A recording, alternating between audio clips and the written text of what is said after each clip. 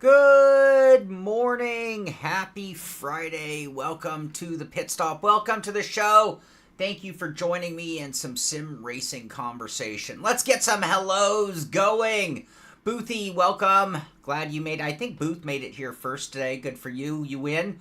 Dante, already charged up on coffee. Yeah, I'm ready to chat too. I'm charged up on coffee. David Payne is note here. All right, we'll ignore that for now. Andrew White, happy birthday. Big happy birthday shout out to Andrew White. Edgar, how are you? David S., how you doing, buddy? Good morning to you. Tom Jones, cinnamon rolls are done. Oh man, cinnamon rolls. That sounds good. That sounds great. Good morning, Amir. All right. Who else is here? Hugo, good morning to you. Kenny Step, good morning to you. Dirge is here. All right, we got a good crowd. Happy Friday. Tim, good morning to you. Happy Friday, everybody. I'm going to start today's show off with a series of acknowledgments, thank yous, and whatnot, and congratulatory things like that. So let's start this morning off by giving a round of applause to David Clymer. You're looking at the SRX champion in the SimPit Oval Series. Good morning, Caractacus. Wout is here. How you doing, buddy? Hinchy is here. All right, so David is our... No, we're not ranting. No. Why am I all confused on my buttons here? Tom Jones, there'll be no rant today. We got all of that out yesterday. All right, so David Clymer. Good morning, John Hill. How you doing, buddy? Our SRX champion in the SimPit Oval Series, and that leads me to actually let's look at the whole results. And we had a small turnout for our spring series, I guess we're gonna call it. We're gonna have a fun run coming up. David Clymer winning the series, Johnny Alford in second, and Calix Whitesole in third place. And that takes me to my some thank yous. I want everyone, and if you see them in our Discord, throw them a thank you, even if you're not running. I want to throw, oh my God, where's my hair? John Hill, thank you. Oh my God. How are we going to have fun if we're in the wrong mindset? We got it. Oh my God.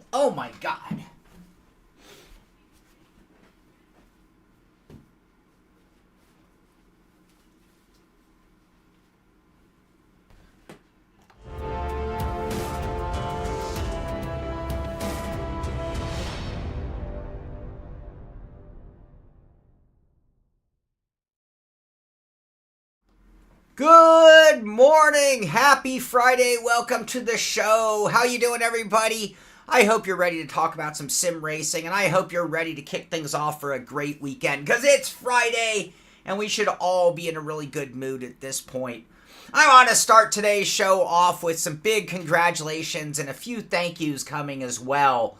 Let's start things off with David Clymer. Let's everybody applaud David Clymer on winning. This isn't his first Oval Championship in the SimPit, by the way. I don't know how many he's won, but David Clymer is the reigning SRX SimPit Oval Series champion, and great job by him. And that takes me to my thank yous. I want to throw a big thank you to Calix Whitesole. Calix Whitesole took over running the Oval Series, so even though our turnout was a little low, and I'm going to give some of you a little bit of a hard time about that, why are not more of you running in our Oval Series? I hear from people, where do I race? What do I do? Run in the SimPit Oval Series. Anyway, Calix has been doing a great job picking tracks, picking series, and putting schedules together for you guys to enjoy and have a good time and fun with. I didn't get a chance to get out in the SRX Series, and I apologize for that. But I do want to give a huge thank you, because none of our oval racing would be possible if it weren't for Calix Whitesole. So big shout out and thank you to him. So with the Oval Series wrapping up, we do have a 6-race summer fun schedule in the SimPit Stock Car Series. That'll be Atlanta, Lucas Oil, Auto Club, Daytona, Bristol, and Homestead, all in the name of fun.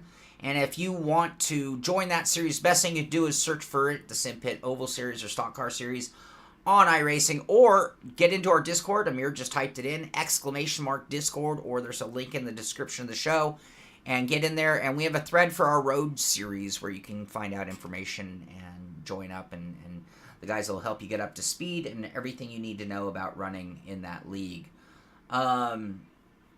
Yeah, well, see, real life happens, Andrew. Real life happens. Oh, wow, look at those pedals. Holy purple. Holy purple, Amir. All right, so with that, I wanted to throw out a few more thank yous.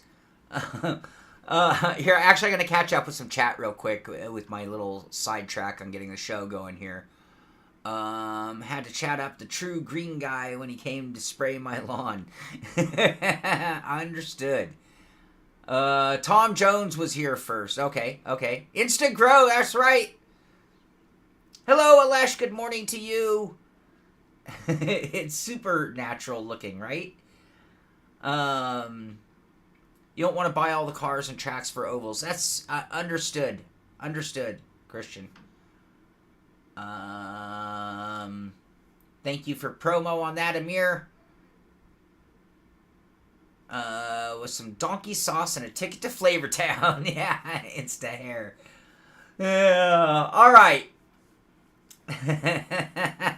I just saw it. I didn't show it. I just saw it, Amir. Make sure my head's on straight. I'm going to take a swig of coffee. Here, I'll throw another thank you. Big thank you to Tom. He sent me this mug a while ago. All right, a couple other thank yous I want to throw out real quick. I want to thank Calum. The Simpit Rally Series is all because Callum throws together a schedule, gets it all ready to go, sets it up on RaceNet, takes all the effort to make it an awesome, and we're having the best rally season ever. So big thank you to him. Next up on my thank you list, Sam Hinchy. Sam Hinchy! You have helped me get ready for the Indy 500. I'll talk about the Indy 500 in just a minute, but you've been a big part of why I'm actually going to be running that race. So thank you very much, and thank you for everything you do for the Simpit Endurance team, and it's very, very, very much appreciated by me. I want to throw another thank you to Amir. Amir, again, it's not just the Road League and everything he does. I want to throw a thank you to Joa, because Joa not only does he race in our league, but he is one of our board members when it comes to the review committee. So big thank you and shout out to Joa and Amir for running the Road Series. And Amir, it goes way, way, way beyond that, because everything he does on the show beyond that. So just a huge, huge, huge thank you to Amir and to Joa. Who else do I want to thank? I know there's somebody I'm leaving out right now. I want to acknowledge Ola Sarnquist. I think last year Ken Estep would have gotten the trophy for the most improved driver, just putting in the work and doing the work and seeing massive improvement. Ola, you're on fire, buddy. Congratulations on your bronze championship. Congratulations on the tremendous effort you've made moving forward on sim racing. So I applaud you personally, and congratulations to you. Good morning, JPS. How are you? How are you, buddy? And if I've left anybody out, I do apologize, because I guess I could give one more blanket thank you to the whole group. Thank you all. The Simpit's doing really great. All the numbers are going up. I'm real happy with the direction. I'm super happy with our community. We have great turnout for our pit stop, so we have some great sim racing chat.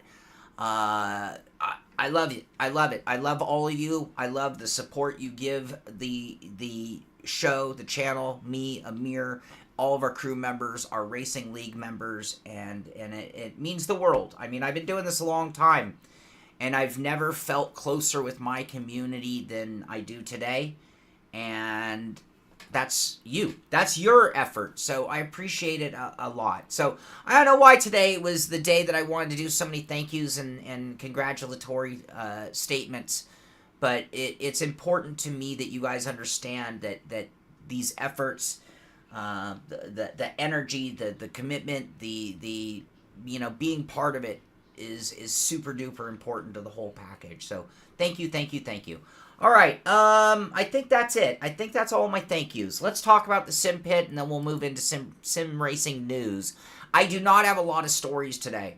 Every time I do this show now, it is as much about talking with you. It's as much about us being sim racers and just sort of talking about what's going on or what we're feeling or what we need, or maybe we have questions about hardware or software. This is the forum. This is the place to do that. So I encourage you, if you have any questions for me, any questions of the community, and so on, please throw them out there, and we'll do our best to make sure you're taken care of. Yeah, Ola's really turned it up. He's really turned it up. Yes, JPS. Yeah, you guys, everyone give this show a thumbs up. That goes a long way. If you can share it, grab the link and share it in your Facebook or Twitter or, Instagram, wherever you hang out. That always goes a long way as well. Be sure to subscribe to the channel if you haven't already.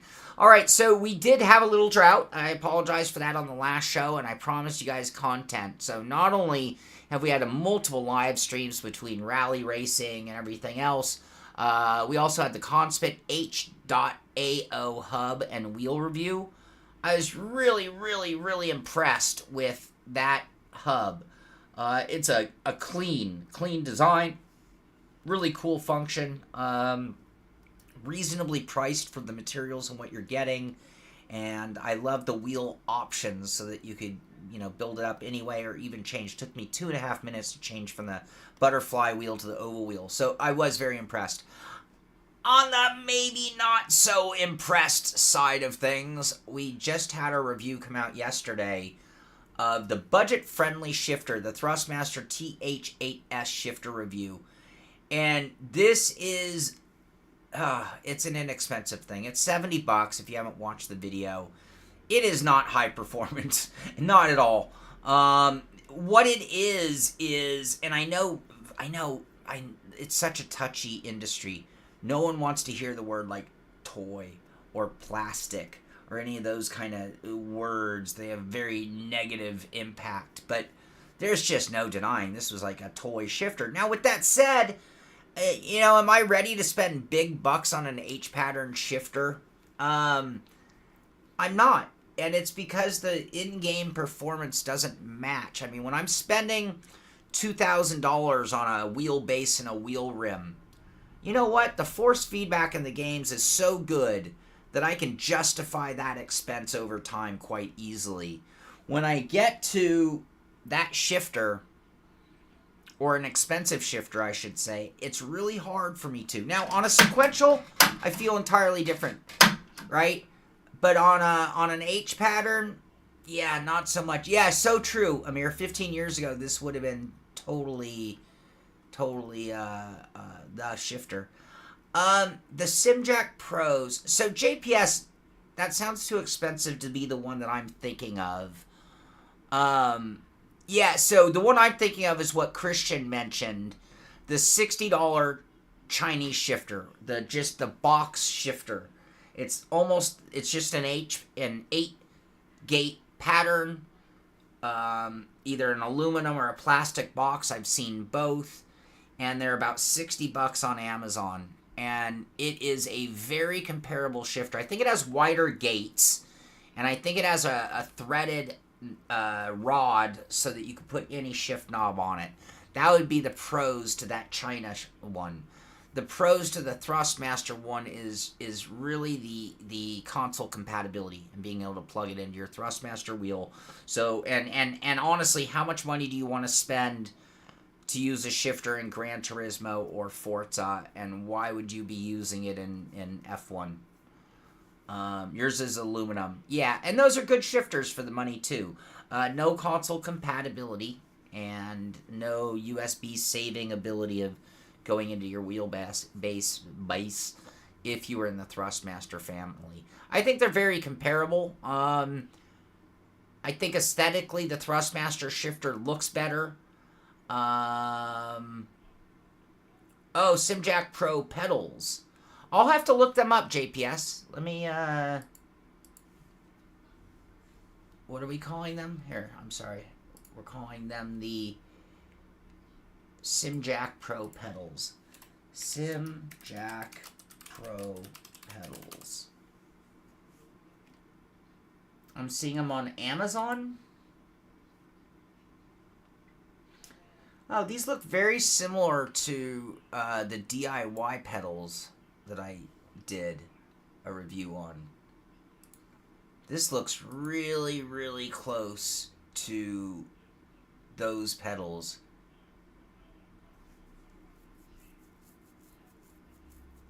Are these the ones? So I reviewed a pair of pedals nearly identical to this.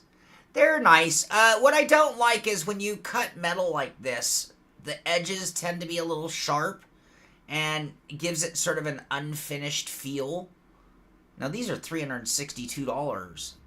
So at this price, you're getting close to a lot of options for something that's just a on Amazon pedal. Was I misunderstanding? Is that not the one? Why won't my thing go back? Huh?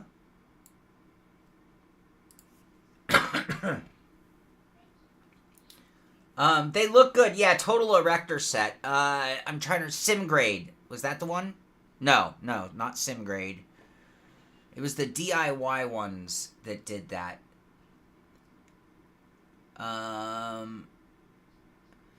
The SH8 shifter is a very impressive shifter for the money.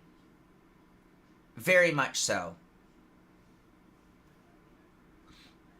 Okay. Edgar's run the THA 8A, and the SH8H is so nice and cost is great. Feels good with the no mods except for the knob. But it's a threaded post, so you can put any knob on it. Is that correct, Edgar? That's what I remember about that shifter, if I'm not mistaken. Yeah, but the Fanatic 2.5 shifter is very expensive by comparison, Tim. Isn't that a $300 shifter? Going by memory here. Hey, random call sign. I missed that. Ellen Stokes, good morning to you. I missed you coming in. Did anyone here test the new SimuCube 2 True Drive that has a preview of the V2 reconstruction filter? I'm going to try it tonight. Alan Stokes, I have not. I'd love to hear it. You can get in our Discord and let us know your thoughts. Or certainly come back next week and let us know your thoughts. Erector sets were awesome.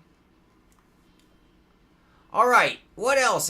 Should I move into some news? You guys want to talk about a little news? Let's see what's going on. Let's start with some iRacing stuff. First off, we have they're showing off two of the three. The three street stock bodies will be named Eagle, Casino, and Panther. Can you guess the meaning behind their names? Anyone? I said that, Callum, in my review. I flat out said that. I mean, how many cars nowadays come with a clutch or an H pattern? I mean, I literally see articles saying the last of the Mohicans, the last of this to ever have a shifter. That's where we're at.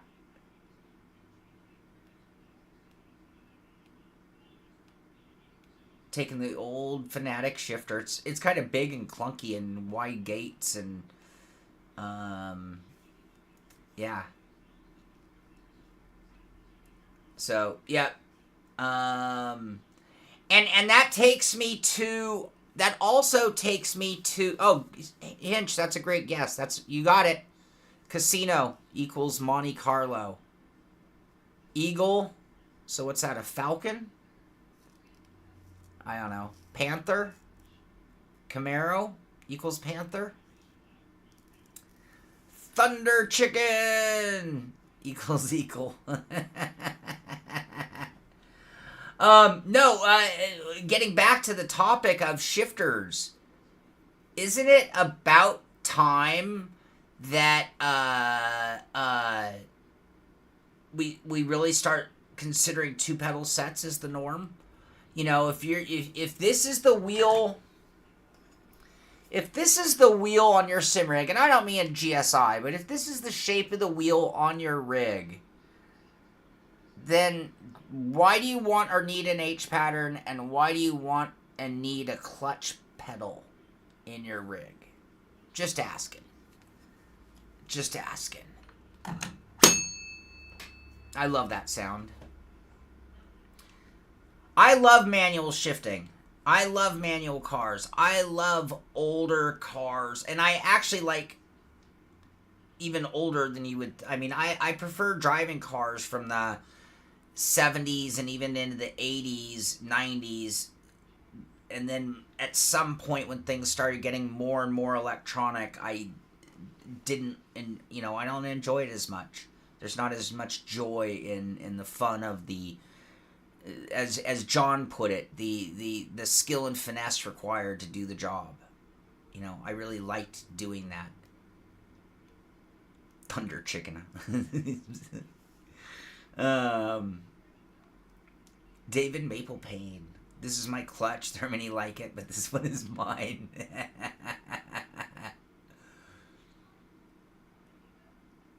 You gotta grease the ball. Clutch for starts, but I mean, can't you do that with a button? And in most wheels of this shape have lower paddles as well. Yeah, see, that's the other thing. When you really have a thing for certain cars, car types, and maybe it's a nostalgic reproducing the memories or the memories you never got or the memories you once had, then that's entirely different. Then it's a necessity. But I would argue you're probably not sitting on one of these wheels. All right, so tonight begins the Indy 500s. And I don't understand. This must just be one session because I ran faster this. It must be. Oh, that's fixed. This is the Fast 5. But see, I ran faster than this, and my weather must have been different. I joined one of the official sessions, but I ran a 39.308, I think. So either I'm horribly mistaken. I know it wasn't a 40. Was it a 39.608? I don't know, but they're saying that's still fixed. Where's the open? Okay, there we go. 39.3. Yeah, so I ran a 39.3. It was unofficial. I need to... Does anybody know how late qualifying's going? I hope I haven't run myself out of time. I know there was a 9:30 that I'm not doing because I'm here.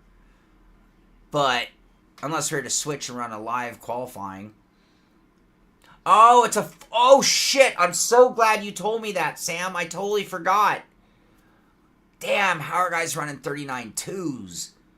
Holy crap. That's flying. That is flying. Oh, my God. I'm going to get my ass handed to me tonight. So, as it turns out... It was not a 49.3, Joa. As it turns out, I'm going to run the 6 o'clock tonight Indy 500. So is soon, you know, they kind of, the time slots are weird, Edgar. So for me, I was looking at time slots when I decided what I wanted to do and what I, you know. And so when I look at the time slots for the open setup, it was either 6 o'clock tonight or 6 o'clock tomorrow morning or 10 a.m., which is the third time slot. 10 a.m. wouldn't be terrible. So depending on how things go tonight, I might make a second appearance at 10 o'clock tomorrow. So they did a terrible job of making their time slots for the Indy 500, especially the fixed setup guys. So if you wanted to run the fixed setup times, it would either be 1 a.m., so 10 o'clock my time tonight is, you know, that's a pretty late. If you're East Coast, you're screwed. Keep in mind, as I'm saying this, as I'm doing this not worthy of the rant cam rant, this is the Indy 500. This is a North American race, right? I would guess that most of the people who are going to run the Indy 500 are from North America because of how significant this race is. It was one of the best 500s, John. It was a great 500. So anyway, fixed setup. It would either be 10 o'clock for me tonight, or 2 in the morning tonight, or 2 p.m. tomorrow, or 10 a.m. on Sunday. It's like kind of all over the place. So, anyway, I am planning on running the 9 o'clock Eastern, 6 o'clock West Coast time tonight. I'm going to get my qualifying in after the pit stop here. So I'm hoping there's a 10:30 qualifier. And I'm not going to be too worried about my qualifying time. I did do a lot of practice in my qualifying, but I just wasn't super duper comfortable. You're doing 6 a.m., Edgar? I can't wake the house at 6 a.m. with that kind of racing when I have other options. Some say there's an Indy, Simpit Indy, right after the show. Anyway, how many of you are going to run? Hands up. Let's type a thumbs up. What can you type in the chat?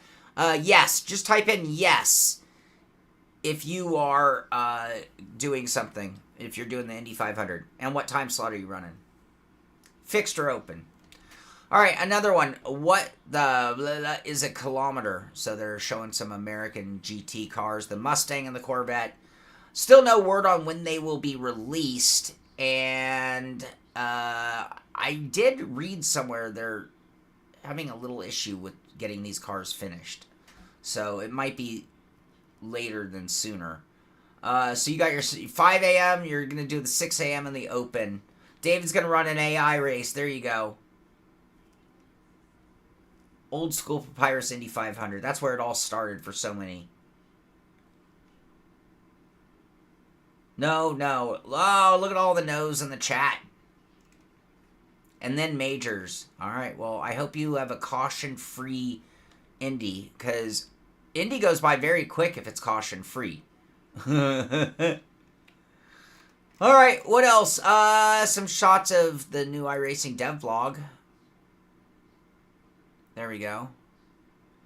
What's that? That's the casino. Is that what they're calling it? Navarra. Looks like the Skip Barber on a big giant oval. And some new dirt terrain. Cool. A lot of things in the works for iRacing. If you're new, I see we have some new people joined. If you are just joining the chat, be sure to say hello out there so I could say hello back and welcome you to the show. We're just here on our Friday, drinking some coffee, talking sim racing, general BS. No real agenda, to be honest with you. It's just about hanging out and having fun with my friends. All right. Ron Hill's like a diehard of the 79 community, David Payne. I know, Joe. I was just being optimistic. I was wishing. That was like wishes. Just wishes. Le Mans Ultimate has some DLC coming June 10th, I believe. Yeah, June 10th. This is going to be free DLC for owners of Le Mans Ultimate. This is the BMW Motorsport Hybrid V8 Hypercar.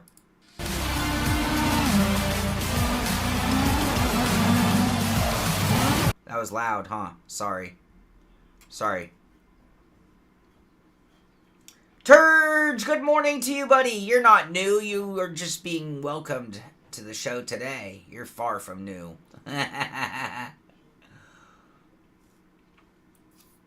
All right, so, yeah, the BMW here. We have some screenshots.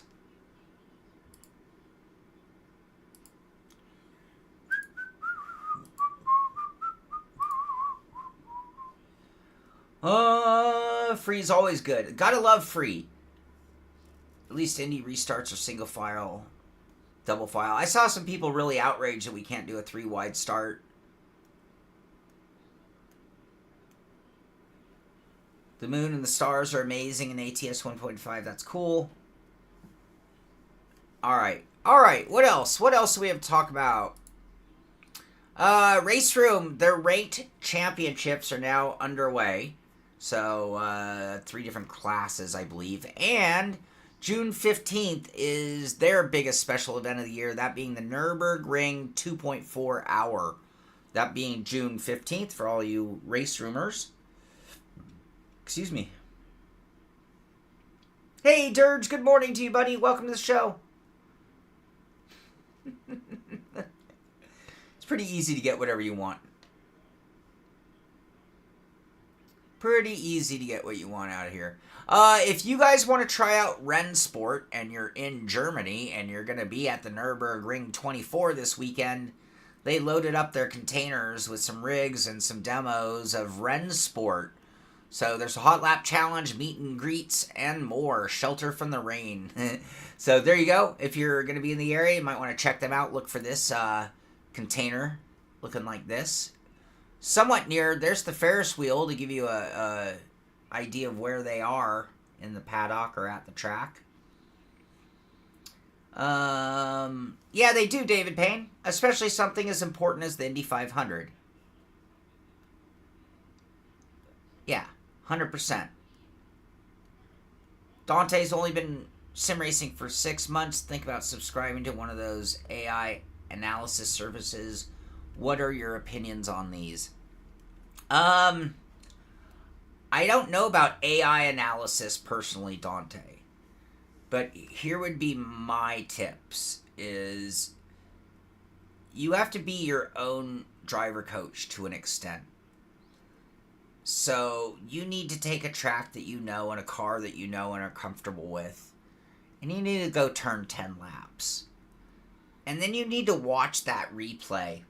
And you need to take some notes and make some observations yourself of what you think you were doing right and wrong.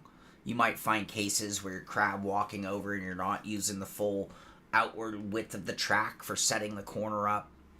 You might find that you are not making it to apex, or so maybe you're not using the proper racing line or using all the track to its full capability. You might, in watching the replay, find, hey, it looks like I made that corner with just absolutely no concern. Maybe I can try backing up my brake marker 10 more feet, maybe one more sign, and see if I can still make that corner that was just too easy. I think you need to look at yourself, and I think that's the starting point for getting better. And that you don't necessarily need to pay for any of those services to get somewhere.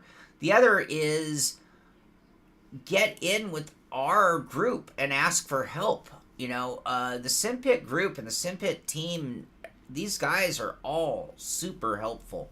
Doesn't matter which series you're talking about. If you get in and show up preseason for the fun summer series, you show up preseason for the before we go live in the real season races, you show up for the practices that get scheduled by like a mirror and ask for help, and I guarantee you every one of our members will give help where they can. That's how cool our community is.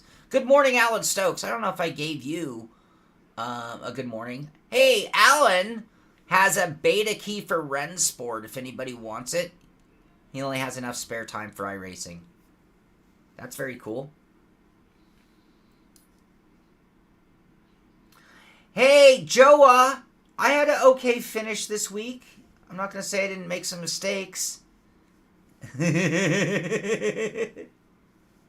Star Fox, good morning to you, buddy. How you doing?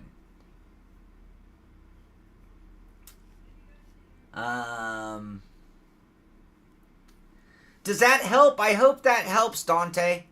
I hope so. And yeah, you can always watch me. Oh, there we go. Yeah, cool. If you need more help, hit me up in Discord, and I'd be glad to help you in any way I can. All right. And yeah, watch me in the road series for a good lesson on what not to do. I've had a horrendous season. All right, so look for that trailer at Nürburgring if you want to try out and test some Rennsport, or hit up Alan Stokes if you want to try it at home yourself. Alan, are you in our Discord? How does somebody reach out to you, or you just need them to hit you up right here in the chat and you'll work it out? Clayton Games. I haven't mentioned Clayton Games in a very, very long time. But they are so proud and happy to show you their new trailer. Let's drive together on September 12th, 2024 on PC, Xbox, and PlayStation. Test Drive Unlimited Solar Crown. All these years, I've explored the streets of Hong Kong Island in search of fortune, reputation, and prestige. All these years, I've explored the streets of Hong Kong Island in search of wealth, fame. Good morning, Christopher Shaw. The solar crown represents much more than You're going to need to get into our Discord and contact Alan Stokes. And it sounds like you're the first one. That's too loud in my ear. Is as much about Jesus. behind the wheel as it is outside the cars. It's not just about performing on the track. It's about mastering your image. Meserliptic J, good morning to you, buddy. From the cars I've earned through Yes, I saw that, John Hill. $50,000. $50,000. the times I've spent There's an echo. And earning the respect of my teammates. I have proved my worth. the sharps open their doors to me. Their representation of An echo of me or an echo of, hesitation. The streets That. expressed what I always believed. Success is synonymous with making... Alright, so Solar Crown coming September 12th. Hi, Max. I hear you scratching back there. Alright, where did the stunning long hair come from? I didn't realize I'd been... Yeah, I know, it's magic. I'm magic. You know, the show's been making so much that I went and got some implants. Okay, it's just an echoey video. It was Solar Crown Echo. Alright.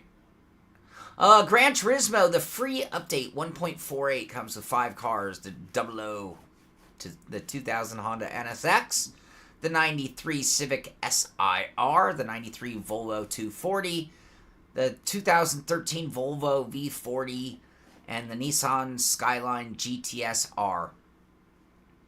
And I would argue there are 5 cars that no one really needs. I'm guessing there's already plenty of NSXs in GTR.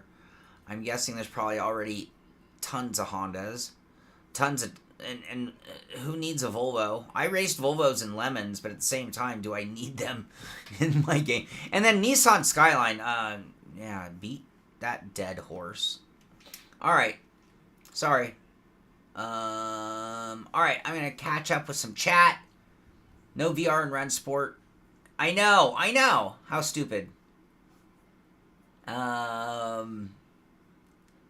Okay, it's just that video. Driving our freeways like they're in video games. John Hill. Yeah. And this is Danica's donated hair. Oh. I saw some shots of the Volvo wagon, and okay, that one's kind of cool. Hold on. Did I see that here? Where did I see it? I saw some shots of it in blue, and it's like, okay, I've raced an older version of that exact car. I don't know any shots of it. Forget it. Okay.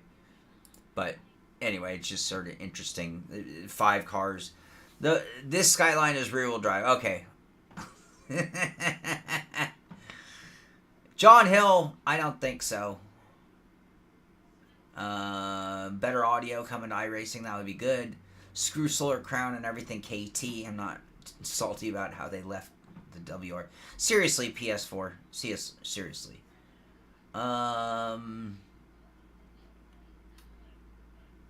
Alright. That's the thing, Tom. It's just an interesting car to add. It's interesting. Volvos. Yep. That's what we needed. Alright, Sim Magic has now got their own base desk clamp. So, it's compatible with the Sim Magic bases, and it will allow you, it's the T-Lock, a quick and easy way and secure way of mounting your wheelbase on your gaming desk. The T-Lock, available now, only $39. So, if you've been looking for an option there. Alright, almost out of news. You guys, Wow, several really cool cars. Sean, end the show. Oh, I am not making friends with those comments, huh? It's just, the thing about Gran Turismo is when I see, like, adding a 93 Civic, I'm like, yeah, but isn't there already, like, a 97 Civic, a 98 Civic, a 2004 Civic? And as Tim mentioned, okay, yeah, was it who mentioned that this is the rear-wheel drive Skyline? Am I sure that's the first and only rear Sky? How many Skylines are in Gran Turismo? So yeah, that's sort of my thinking and reasoning there. Paul Newman on a Volvo wagon with a NASCAR motor. Now that would be good. That'd be good. All right, this is an overtake. Maverick Games has the ex-Forza Horizon team partner. Maverick Games is the name of it. Ex-Forza Horizon team partners with Amazon Games for open world driving game. Coming from Amazon, this could be very interesting. I always talk about Ready Player One. Here come the stacks. Don't get me started on Ready Player One, you guys. But there's something up their sleeve with the guys. Horizon was an open world driving game. We just talked about Silver Crown, open world driving game. And looks like there's something in the works from Amazon, which could be kind of cool. Thing with GT, people want their cars. It is, like, part of it is how many cars do you have, right? Isn't that part of the point and purpose? It is the only Skyline with rear-wheel drive. Okay, well, that's cool. Other cars like Silvia's. I am a Datsun 240 guy, which means that's Nissan blood. I personally, I'm going to make even fewer friends with this comment right now. I personally think Skylines are massively overrated, and the only reason the Skyline is so known is because it was not allowed here. And if it weren't for that, it is no more impressive than so many cars out there at all.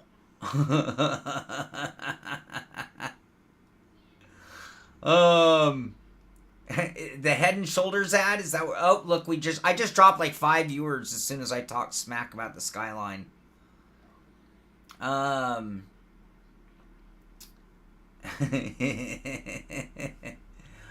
Yeah, Joe is gonna give me a hard time for not running an ad blocker. It's because we're at overtake. It's them, not me.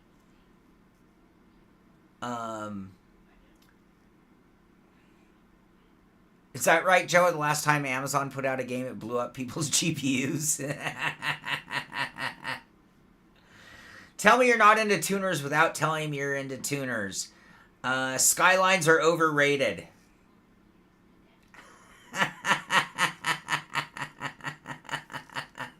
Unsub, you Skyline hater.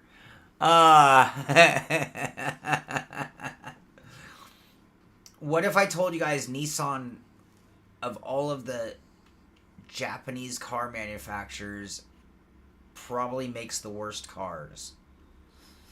Am I making even more unsubs, more friends, fewer friends? Sorry.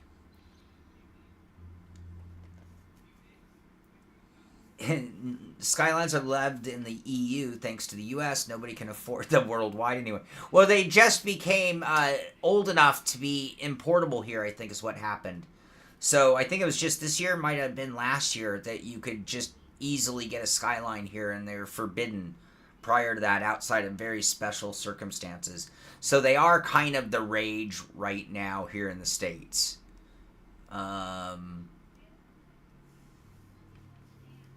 The Supra. Well, that's a Toyota, Tom. I mean, like honestly, if you want to get a cool car from the dated era, would be the original Celica.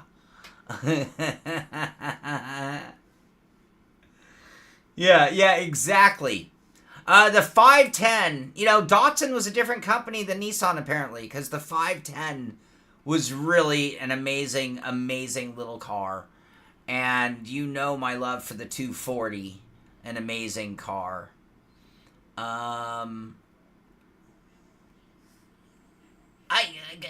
Christian, for me, the thing with Honda, I personally think that Honda, it depends on what you're going for. I think at this point, Honda outtunes Toyota. But I feel that Toyota is the most reliable car on earth. That's my opinion. I don't think there's a more reliable car marquee than Toyota. So it depends on what we're talking about. Now, when you say for JDM, okay, now we're into the tuner world, I'll give you the edge on Honda. But Hondas are very complicated. But if I could have any Japanese car right now, I have to be careful with this. I don't know if the word Indy is fair. But if I could have my choice of any Honda, if I could have my choice of any Japanese car right now, I would take an S2000. The new Civic GTR, if you're talking the brand new one, you're talking over 300 horsepower, if I'm not mistaken, in that really weird looking car. I think that new Civic is butt ugly with like winglets off the roof. I'll put a fucking turbo against a VTEC all day long. So, I mean, back in the day when VTEC was first coming on the market, Tim, I had a Mitsubishi Eclipse that would stomp any and every Honda made. End of story. End of story. Until the front tires do a splits on you.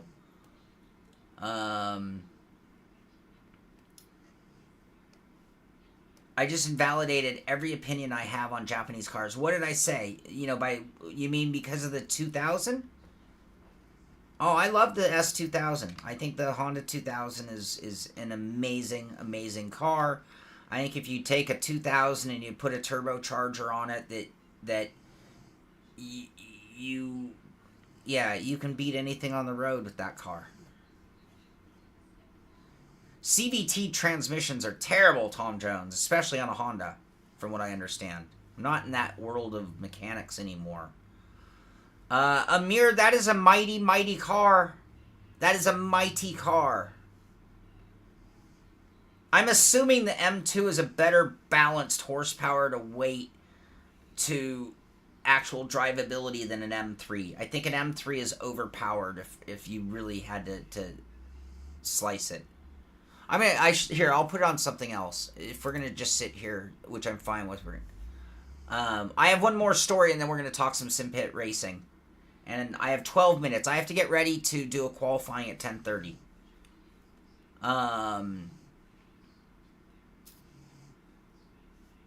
Civic is ugly, but...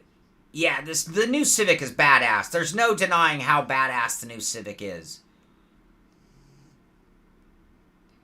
There's so many ugly SUVs. Let's think about how underpowered the NSX is, though, for what it is. And I understand they're very uncomfortable to drive because they are so rigid, strong. Booth, is that about the S2000 in particular? I want to know specifically.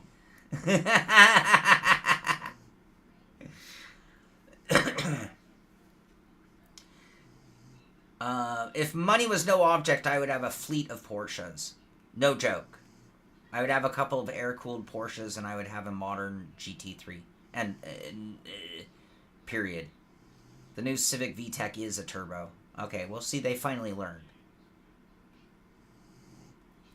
Brandon Carl, CVT Honda Civic. It actually drives really good as a... maybe it's because the car is light. I think it's on the minivan that they run the CVT that I see just nightmares of. The K-Series. What was the K-Series? The Toyota AE86, S13 Silvia, Skyline, pick your poison. There are so many better choices over an S2000. Alright, let's go through those. The A86, as cool as it is a little tiny Tercel. It's a nothing car. So I don't think that you could to it. The other thing about the S2000 for me, the fact is that it's a uncompromised convertible, and that is just cool. The S13 Silvia, no offense to the Silvia and the 240S here in the States, I think they're just kind of ugly, and they were horribly underpowered, massively underpowered. And then the Skyline, the Skyline's the Skyline. I mean, if you love the Skyline, I'm not going to tell you it's a terrible car. Skylines are badass and they're cool. I just think they're overrated. Like, the mystique about them is not warranted by the driving experience. I've never driven one, but... Well, so the NSX. So, I've just heard they're super rigid. I've never been in an NSX. I mean, I've usually been in I've been in a lot of exotic cars, whether driving them or passenger seat. I've never sat in a NSX.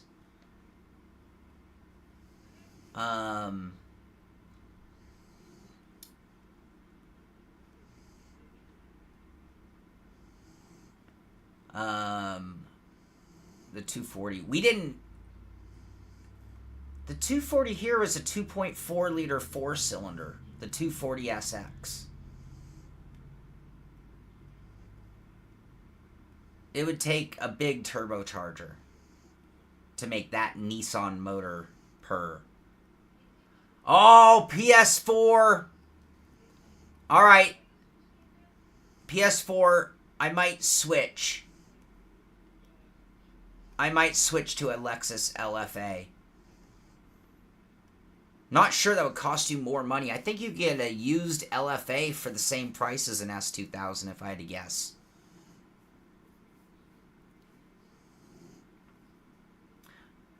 The Honda 600 no sinkers. John Hill, I totally relate to that. One of the most fun cars I ever had was the original. It was a 79 Scirocco. The original shape. No power. But it was like a soapbox derby car. You just like take it to the top of a hill and just hit go.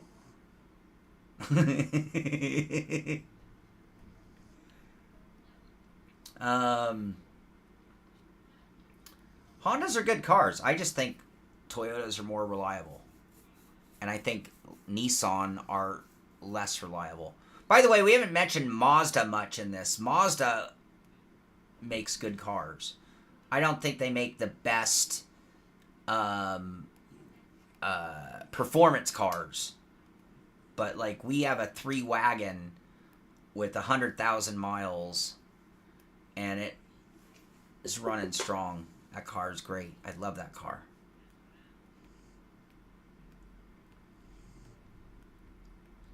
All right, I've seen... So, Booth's got... So, I want some other... What is the best Japanese car?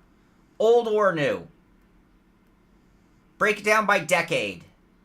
If you could have a Japanese car from the 70s, what would you take? If you could have a Japanese car from the 80s, what would you take? 90s, what would you take? 70s Japanese, hands down, I'm going 240Z. Datsun 240Z.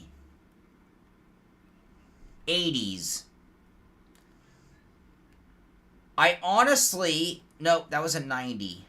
And I don't know if it would carry all of the 90s. In the 80s. Oh. Was there a good Japanese car in the 80s? Maybe that's when we switched to an RX-7. I think in the 80s you have to go to an RX-7.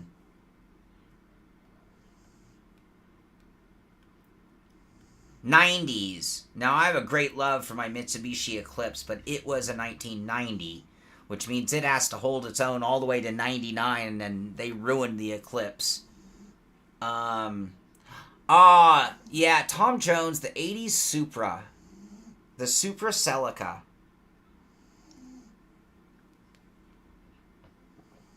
The Supra Celica. You know, there is a guy... So anybody not know what I'm talking about? I'm going to pull up, like, let's do a 1984 Toyota Supra Celica. I think this car shape holds up well to this day. I do.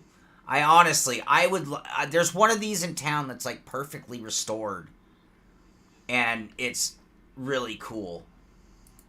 It actually got nicer. This is the early one, the 84. I think like 86, they got even more shape. I loved this car. I had a couple friends who had one. I think it's still a great looking car to this day. You know, there's so many cars that don't age well. Think about it. I'll give you a great example of a car that I don't think aged well. The Lexus SC300. So my dad had a 98. I think it was a 1998 Lexus SC300. They didn't make the 400. This was the big one at the time. Yeah, this is the car. I remember in 98, I thought this was about the coolest looking car on earth. Shape-wise, lines-wise. And when I see one on the road now, they look so goofy to me. Am I wrong? So what is, yeah, the Celica Supra, man, this is a great car. What a great looking car. All right.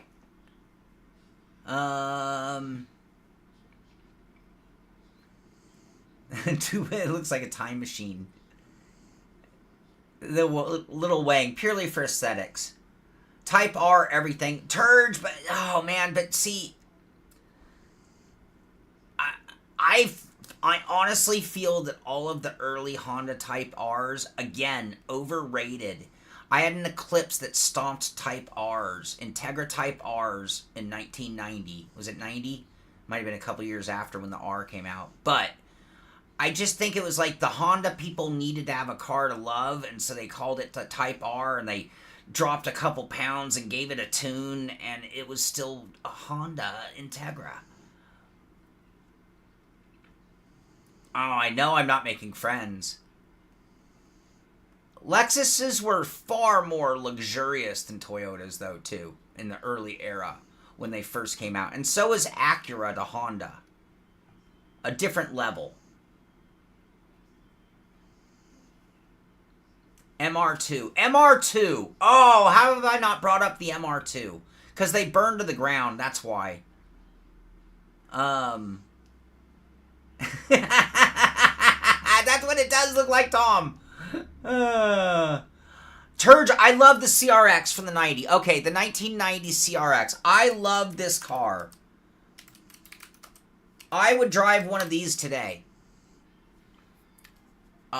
Is it the 90? I might even be thinking earlier. Yeah, no. This is the one. I love this car. I like the one that's a little earlier, too. Maybe it was an 88. I like when it was the original. What was the original CRX? Nope. Earlier than that. 84? 85. Let's try 85. There we go. I love this car.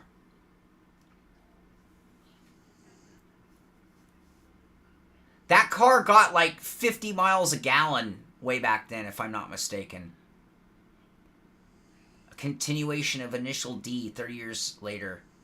Well, the drift world is just keeping all of that going so awesome. I mean, try to buy. You know, I know I trash talked the 240. I almost bought a 240, Nissan 240S. That's when I bought my Eclipse. Because I went and drove a 240S, rear-wheel drive, stick shift.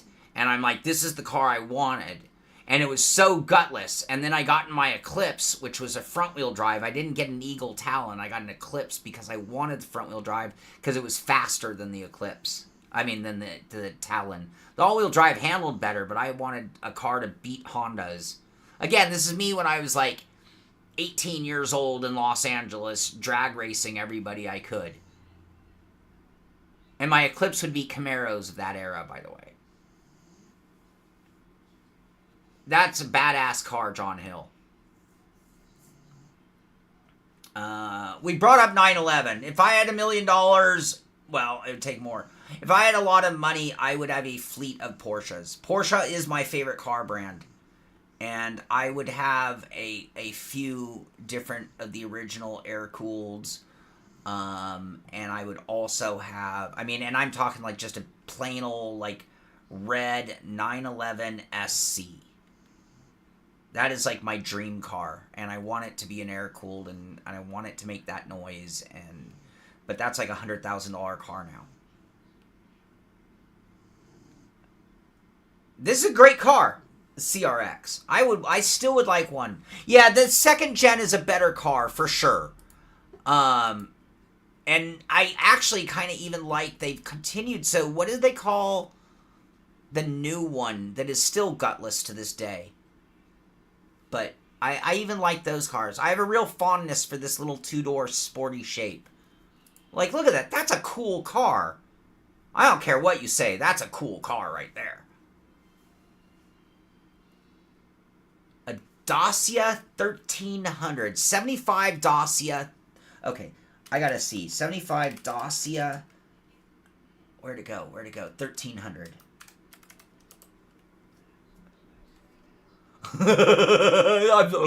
I'm sorry. I hope I'm not offending you. Del Sol. I'll tell you about the Del... Oh, so I have a Del Sol experience myself. When Honda announced the Del Sol, I got very excited, and here's why. Because the Del Sol originally came with two options, a 4-cylinder and a 6-cylinder. But it turned out to be the tiniest little 6-cylinder in the world, and it made no power. So I went to go buy a Del Sol brand new when they came out. And I was so disappointed with the drive of the car that I didn't. But I wanted that car body. I wanted that roll-down rear window. It was everything that my 914 wasn't, in theory. And it was just such a letdown that I didn't buy it. Pontiac Fiero. I used to work on a racing GTP for Fiero. And who? Wait, I gotta look back in chat. Marius, I am sorry, buddy. No, hey, in race shape, this doesn't look so funny. This is the one I saw first, and even the background wasn't doing it any justice.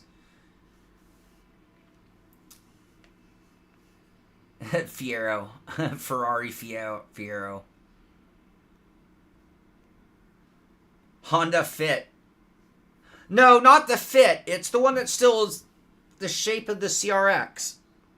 It still has a C in the title. I can't remember what it is. A Dacia Sandero? I don't know what that is either.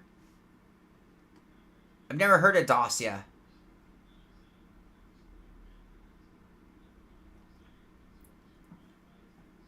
Rayminian friends never shut up about. They're like god cars over there. There's no room for baggage. Oh, because it's full of tools and spares.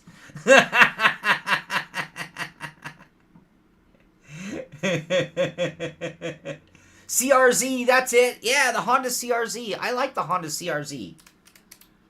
Again, this is a car shape. If you were to call it a family of a car shape. Look at how much it looks like a CRX, just sort of modern. Oh, here's a racy one. Oh, okay, no, I know the Jensen Interceptor very well. I love that. It was like a 928 kind of. Great car. Well, not a great car, but a really awesome car. I had a friend whose dad had a Jensen Interceptor. It looked just like this one. Look at that goofy thing. I say it looked like a 928 because of the bubbly windows. Look at the back. On which one? On the Dacia or on the Jensen? Yeah, didn't these have a big V8 in them? These had like a V8 engine, if I'm not mistaken. I was a kid at the time.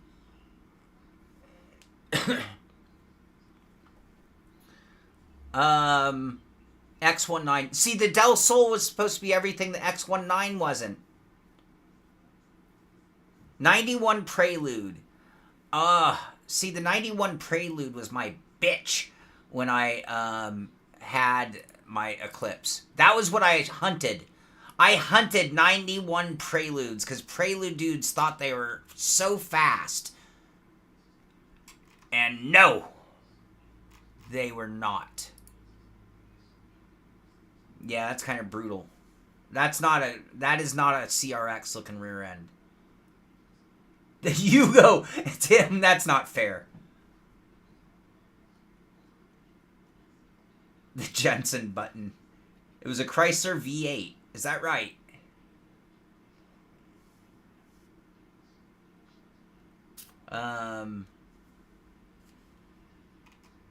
Battery problems. Yeah, well, I mean, that's why I'm still wary of hybrids. If I were going to get a hybrid, I would probably lease it, not buy it. Yeah, it is ugly. Especially going back to the CRX, because even the CRX rear end wasn't bad. So by comparison, that's not nearly as awful. Not the best view of the CRX, by the way. All right, I'm going to bring up another car that I thought was really cool.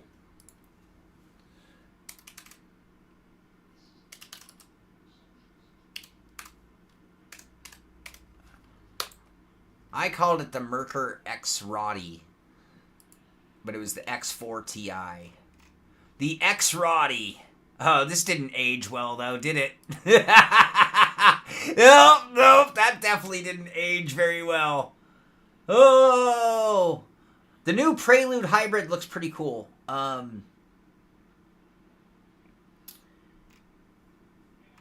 The X Roddy. Why do I remember it having a scoop in the hood? Wasn't there a scoop in the hood? Was that just the turbo model? I thought they were all turbo. Yeah, this car didn't age well, did it? Yeah, it was a Cosworth package, that's right. A guy at my high school had this. That thing's so ugly. My brother had the original Prelude. 1984 Prelude. Wasn't that 84?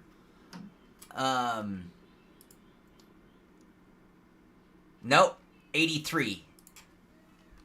My brother had the OG. No. 81?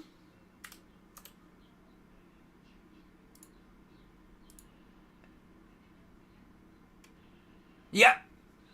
This was my brother's first car. This was a cool car. This car, when it came out, honestly, this car, when it came out, almost had like the luxury accommodations of a Mercedes. This car had an electric sunroof, electric windows, air conditioning, electric door locks. It had every comfort factor that you could put in a car. That is what this car was. And that's why I think I was never a big fan of the Prelude, because as soon as when they came out with the Prelude, it was like, this is the premium Honda.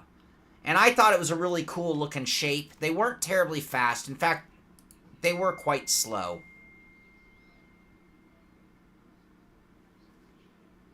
Speaking of my brother, he's stuck on the 17 freeway. There was a bus crash on the freeway. It is a freeway that you are trapped in a mountain canyon, and there is no getting in or out of the canyon once you're there. And my brother's been stuck there for 3 hours. The Cosworth Evo sedan. XR4 was the best. It was cheaper, faster. Cosworth.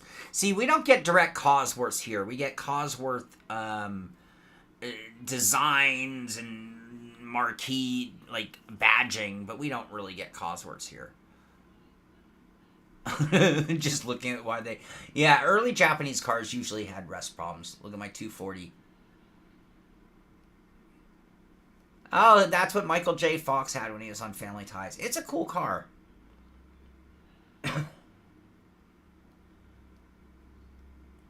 The Charade GTTI. Oh, we didn't even bring up GTIs or V-dubs into the mix if we're just talking like kind of affordable cars of our youth. GTIs. I honestly thought GTIs were a little tiny bit overrated too. What do we want? We want the Charade GTTI. The Daihatsu Charade. We've taken a turn for a different direction.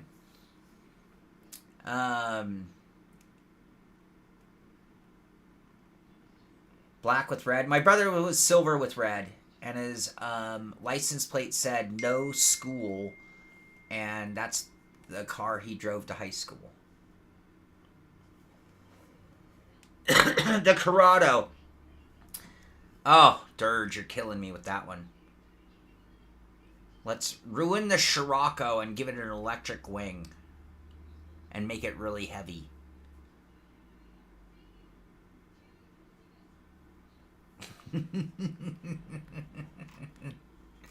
And what did they want to charge for a Corrado? How overpriced was the Corrado, though? To be fair. Affordable cars don't exist in Norway. And luckily in my youth, used cars were pretty cheap.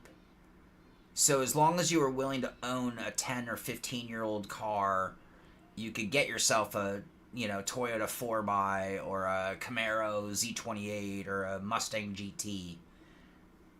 I didn't know there was a supercharged Corrado. That had to have been very rare, John. Tom Joe, thank you for the facts, stat man. Tom, the Corrado is the 4th most overpriced car in '89.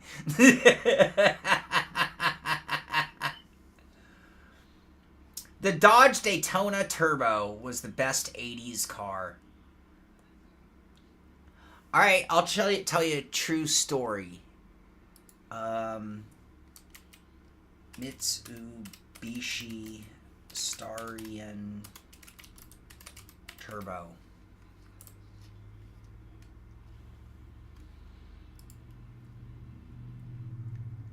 So, there's a girl that I know. There's a girl that I met in late 80s who is my girlfriend. We lived together for a long time. Probably the most significant relationship of my lifetime. I pursued her because she rolled up to my bike shop to get her bike worked on, and she rolled up in one of these. And I wanted to drive the car so badly that I asked her out. No BS. She's a great girl. We're still friends to this day. Used to buy $100 cars from the 70s through the 80s, running and driving. You could just buy a car and drive it into the ground and then throw it away and then buy another one and do the exact same thing. That was like normal, Tim. We all did that. The most overbuilt car. Yeah, it was like a little tank. So you needed a supercharger just to make it reasonably fast. The wife had the Daytona Turbo. Yeah, the head gaskets. The worst things also the LeBaron, the LeBron Turbo.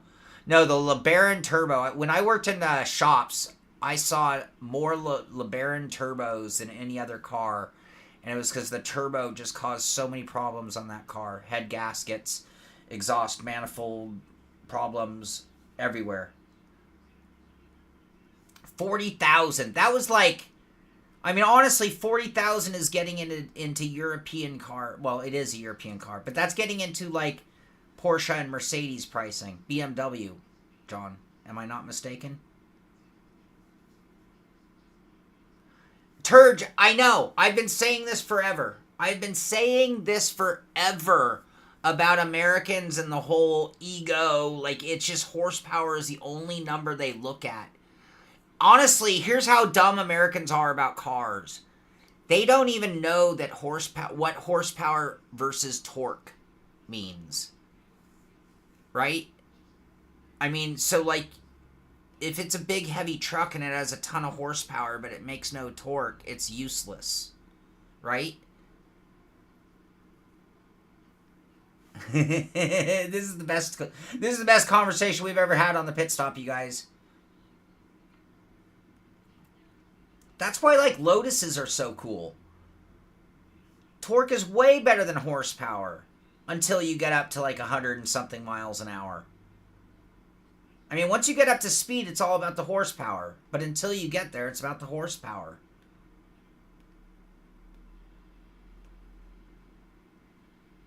Yeah. Yeah. I love that Starion. I drove it all over the place eventually. Took a while. She was very protective of the car. Tonight on the Sim Pit, it's Top Gear. Share your automotive stories. I have to pee and I need to qualify, which means I really do need to bring this show to a close. I didn't realize all of a sudden we ran 20 minutes on the topic of cars. Yeah, if you tow, you know. If you tow, you know. If you know, you know. All right, I'm gonna blast through this, you guys. Forgive me. Other story, real quick. Nakon announces Revo Sim department, new direct drive wheel. We have no pictures, but another company making a direct drive wheel. I had a Camaro Z28, and I thought it was so cool, and I thought it was so fast. And then one day I was at a stoplight next to a Bentley, a big turbo Bentley, and that giant limousine-looking thing walked away from my lowered, tricked-out Camaro Z28, at which point I was like, oh, this thing's slow. My Mitsubishi Eclipse would beat my Camaro Z28 in a race. All right, we got this. I think David posted this. I hope there's 11:30 qualifying. I'm not going to make 10:30. We'll be in the last split.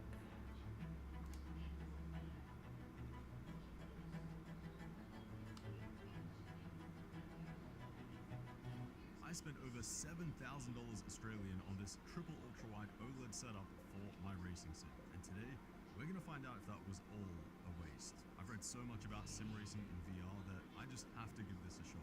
Many people saying that this is the ultimate way, that soft, plushing. You kind of get that with virtual reality as well. I felt it as real as... Oh, all right. Well, we're going to do that thing. I'm going to put a link to that. It's actually in our news section. But I'm going to put a link to it since I'm just kind of going through it. It's actually cool and worth watching.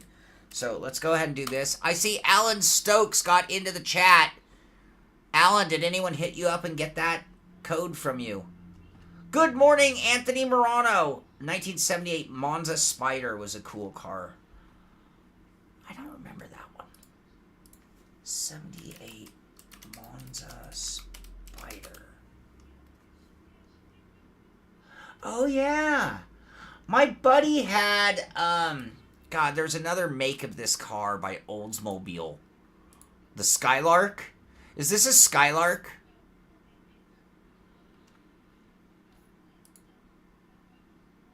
We used to, so, when I was 16, we were like the Cutters. When I was 16, we were the Cutters. And we were the poorest kids at our school. And so my buddy Craig had it, I think it was a Skylark. It was like a version of this car. Not as cool, but it was very similar. Buick Skylark. Thank you, Steam. And we would go to the beach my buddy Craig owned the car, but Craig didn't have a driver's license. Our other three friends, myself being one of those, all had driver's licenses, so we would drive Craig's car. Anyway, I never got in more trouble in my life with that than with that crew. And the summer of 83, 84, 85, 86, and Santa Monica Beach, and one of these, the Buick Variation, and it was my whole world, man. It was great. I missed those days. You had a V8 4-speed variation of this. Yeah, that is not the one we had. We had like a... I don't even know if it was a 4 or 6 automatic that overheated. We had to run the heater all day. Whenever we ran it, we had to run, whenever we drove, we had to run the heater so it wouldn't overheat the car. And so it'd be like 100-degree summer, and we'd be sunburnt from being at the beach all day, and we would have to run the heater to drive home in the car with 4 dudes piled into it. It was crazy, man. Craig had nothing to do. How you get fired on your day off? Yeah, very similar, but this is like the badass version. That's a cool car. I would like one of these in a V8 right now. Honestly, this body shape holds up for me as well as a lot of the cars we've looked at. I think that this would still be really cool if you drove one of these on the road. I mean, I think people would be like, damn, look at that. That's cool. That's a cool car. It's kind of Mad Maxy, you know, kind of like a AMX a little bit. All right, Simpit Rally League. Oh, I always screw this up. You know I'm going to screw this up. I always do. Rally Scandia should be removed from the game. I hated it. Literally hated every minute of it. It was the worst. Jeff SMKU winning the event. Adam finishing in second. Callum PS4 Deadman finishing in third. David S. and Alesh Mom round out our top 5. We'll go through the top 10. Dirge, Booth, Nikor, Betty, SVT round out our top 10. Caractus, you're here with us today. You finished in 12th. I finished in 13th. Frito, you're down there in 16th. John, where are you? Oh, John's FH4. That's John. There's Tim. That was stage 6. Sorry. Oh, man, I told you I'd screw it up. Do I just need to start doing this whenever I do the rally? Is this what I need to do? All right, let's try that again. 48 minutes. That makes more sense. Jeff SMKU winning the event. 48:11. PC Deadman. 48:25. 13 seconds back with 48 minutes of racing. That's pretty close. David S. finishing in third. Adam, 4th. Alesh Mom, 5th. Dirge, Booth, Ufi, Bombala, TFR, and Nikor are our top 10. Frito, correction, you're in 11th. Caractus, I think I called you in 12th. You're still there. I'm way back in 17th. That was very nice to me. That was very favorable for me. And John finished in 18th, and Tim bringing up the rear. David Payne, 8th. David, you're Oofy? Look, it corrected my name, you guys. I'm now Simpit Sean, no longer Had Matter. Pretty cool. All right, in the Simpit Road Series, we are at Long Beach. Oldest Puticlus won the race. Joa Antonio finishing in second. James Dowling finishing in third. It was Sean Cole in fourth and Andres Slissons in fifth. In our GT class, it was Zach Mosley winning the race. Nicholas Batista in second. Christian Clark in third. And with that, our standings in the pro class are Neil McDougall, Randall White, and James Dowling in third place. Look at that. GT amateur class, it's Zach Mosley, John Casey, and Ken Estep, with our final race of the season coming up this Sunday at Daytona. Daytona. All right. David, I will try to be hip to it. I'm really bad with fake names. I'm bad enough with names in general. Yeah, Frito did his own car. He was the only one smart enough. All right, we are not going to do any Craigslist, any Reddit rigs, but I am going to show some of your rigs. So we got some postings from our community members. If you want to see your rig on our show, all you need to do is go to the Post Your Rig section in our Discord and post your rigs, and I'll make sure you get seen on the show. So here is, this is great. This is an Evolution. This is the Evo. This is the Mitsubishi Evo. No one brought up the Evo. No one mentioned Evo. This is the Evolution for Caractacus. Correct? Are you in the UK or Australia? Look at you with your look at you with your backward setup. So this is the original setup, and when I saw this, I'm going to be honest, I saw this picture and I hadn't read the Greg's List rigs should be a segment. When I saw this is how humbling it was. I'm like, the guy kicking my ass in rally, that's his setup? Like, how can he get through a stage without that falling apart? Like, that has to be rocking and rolling like no tomorrow. Well, then I saw the second picture. So again, it's an evolution. This is May 2021. 3 years later, May 2024. And look at that dialed in setup. Oh, and you switched shifter. Why did you switch shifter sides? Why? Correct us. Why did you switch shifter sides? Very interesting. I'm dying to know. It did fall apart. Great looking rig. This is a labor of love. I'm very impressed. I love it. Great job. Inspiration for others, I'm sure, I hope.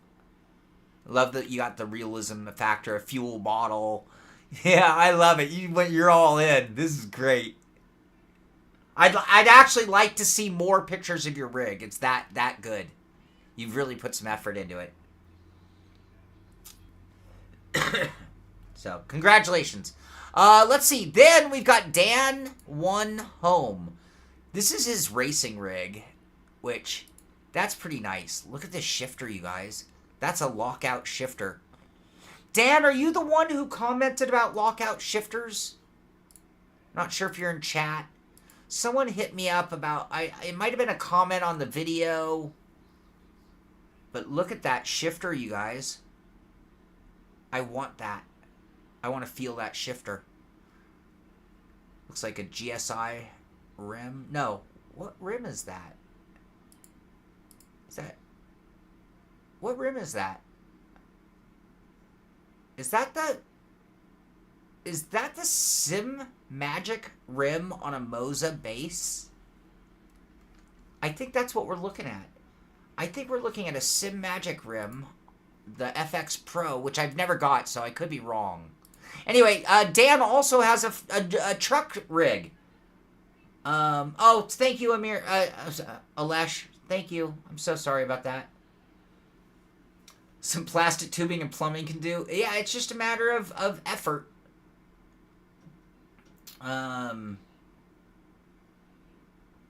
Alright. Yeah, anyway, so yeah, this is Dan One Home's truck rig. So you got a truck rig and a race rig. GSI Hyper P1. Thank you, David. Star Fox claimed it. Alright, that might have been it. I think someone else recently mentioned it on the Thrustmaster video. Because I made a comment during the video about how all shifters suck. Because we really don't have lockout shifters. And look at how far we've come with force feedback. We have haptics in our pedals. Haptics in our seats. We have motion sims. But where are the lockout shifters? And there are a few out there. I don't know how much support they're getting from the you know, that's the thing. It's like, there's a yin and a yang to getting new things implemented. If you build it before the software supports it, then there's no point in having it.